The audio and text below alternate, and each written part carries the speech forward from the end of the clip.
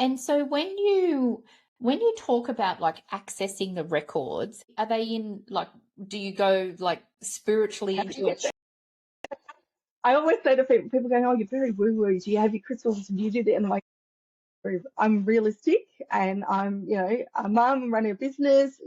I'm busy. I don't have time to sit there doing any of the.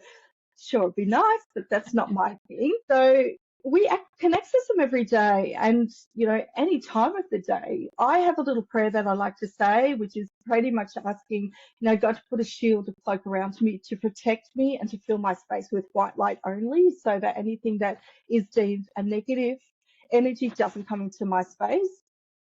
And then, whether you're going out in the outside in the grass and grounding yourself, putting your feet on the grass, it's a great way, because when you go into that moment, it's when you are suddenly listening, you're quiet. It's a bit like when you're working in your business and you can't get something, you can't get your head or can't come up with an idea. And then when you go off and do something else, suddenly it comes.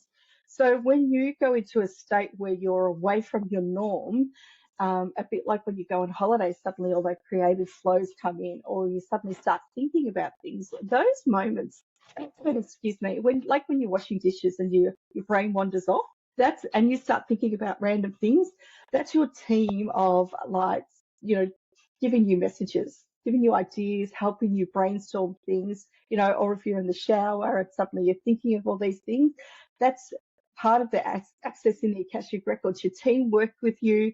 They all kind of interconnect that you can do it.